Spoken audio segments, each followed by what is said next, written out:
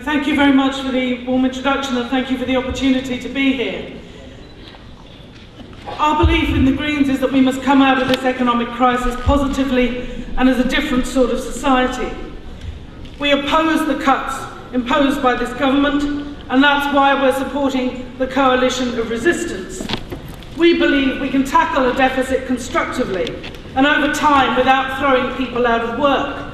We're looking at 140,000 local authority workers being unemployed in the coming year, and thousands of others whose jobs are under threat. We believe we have to come out of this without breaking down the welfare state. Local authorities are facing huge budget cuts, a quarter at least of their budgets over the next 4 years, and we'll see that effect at local level. I was at a conference recently, because it's European Year of Anti-Poverty, somewhat ironic in the current situation, at a former workhouse in Southwark.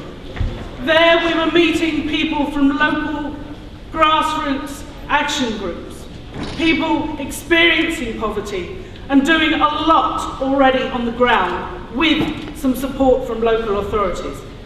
Every one of those organisations, part of what this government would see as the big society, felt that in a year's time their organisation would not be able to exist because the money wouldn't be there. So this is a government that talks big society and makes it impossible for people on the ground. And I think we have to remember throughout the coming struggle that the responsibility for the cuts lies with the government. So we have to make sure we have a massive turnout on March 26th next year, with a week of action at the local level beforehand for all the reasons that Rachel has so eloquently outlined. We have a growing crisis. High levels of poverty, rising unemployment, and an increasingly unequal society with a growing sort of undercurrent again of racism and xenophobia.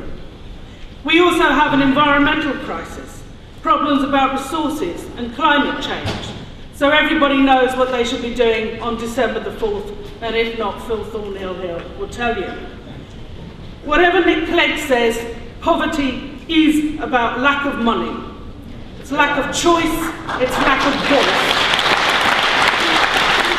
We don't tackle poverty by cutting benefits and making the poor even poorer. We tackle it through redistribution and closing the gap between rich and poor. David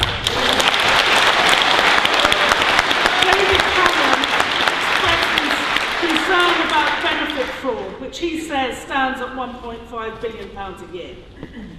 In February this year, 27 leading charities called on the government, the then government, to set ambitious targets to improve the take-up of welfare and tax credits, highlighting more than £16 billion in mean-tested benefits and tax credits that were going unclaimed every year.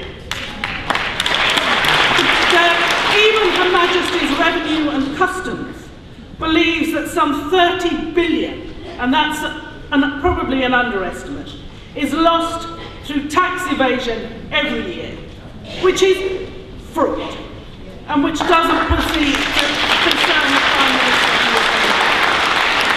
And we know there's a lot more we can do to raise revenue. We can tackle tax havens, shift more of our tax towards environmental taxes, all of those shifts we want to see. But we also know we should be investing in employment to help tackle social exclusion and reduce carbon emissions.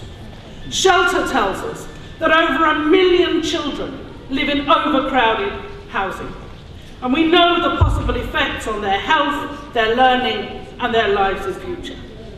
We can invest in building social, high-quality housing, which could create thousands of jobs, bring down homelessness, and make a huge impact and a real difference to the future of those children. Those who are serious about social mobility have to be serious about social housing. We're facing freezing temperatures this weekend. 1 in 6 households in the UK is facing fuel poverty. and fuel bills are set to carry on rising. If we invested in a rolling programme of insulation, house by house, street by street, we can make people warmer, put more people into work, and reduce our carbon emissions. So there are alternatives. We need to come out of this crisis with a strong welfare state, people lifted out of poverty, not being deliberately pushed into it, a more equal society, strong public services, we can reduce homelessness, and we can move on the environmental crisis. There's a lot to protest about. We're not just about protest. We're about positive ideas which can make a difference. Acting together, we can have a stronger society, a new sense of direction. We don't need savage cuts. We need solidarity, we need vision, and we need action. Thank you.